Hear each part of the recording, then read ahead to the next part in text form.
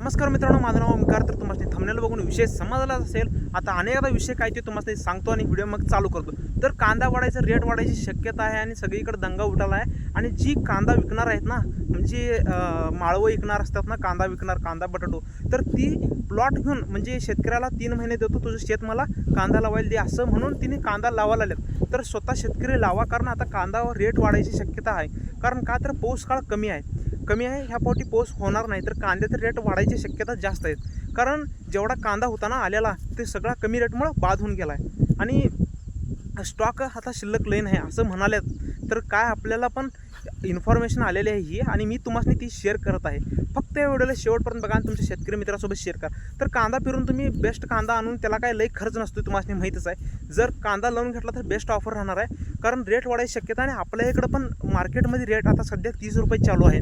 तर आपल्या ह्या कर्नाटकात आतनी मार्केटमध्ये 30 रुपये रेट चालू आहे. तर तुम्ही पण कांदा लावून बेस्ट प्रॉफिट घेऊ शकता. आणि मित्रांनो, आता विषय काय आला तर तुम्हाला इथं साईडला जी टूल दिसायला लागेल, तण काढायची टूल आहेत ना, ती सरी पाडायची एक अवजार आहे आणि त्यासोबतच दात्रे आहे. तर तुम्ही हे पाहिजे असलं तर तुम्हाला टूल माझ्या डिस्क्रिप्शन बॉक्समध्ये लिंक दिली, त्यातनं तुम्ही घेऊ शकता. कारण त्यातनं स्वस्तमध्ये पडणार आहे तुम्हाला. तर कांदा लावला तर तण काढायला वगैरे लागते, नाहीतर सरी वडायला लागते, म्हणजे पाणी जात नाही तर बोध करायला लागते. तर तुम्ही घेऊ शकता हे टूल. तर कांदा आपल्या मार्केटमध्ये वाढला आहे. तर विषयावर येऊया, मुद्द्यावर येऊया. तर मार्केटमध्ये वाढला आहे, तुम्ही लावू शकता. 100% वाढायची गॅरंटी आहे असं म्हणालेत. कारण पाऊस आला नसला तर जे पावसावर अवलंबून आहेत त्यांनी कांदा लावणार नाहीत. तर असा विषय आहे मित्रांनो. तर व्हिडिओ इन्फॉर्मेटिव्ह वाटला तर लाईक करा आणि तुमच्या शेतकरी मित्रांसोबत शेअर करायला विसरू नका, कारण त्यांना ते बी माहिती कळू दे.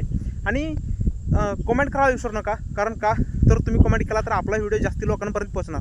तर भेटूया पुढच्या व्हिडिओत. तोपर्यंत मनापासून धन्यवाद.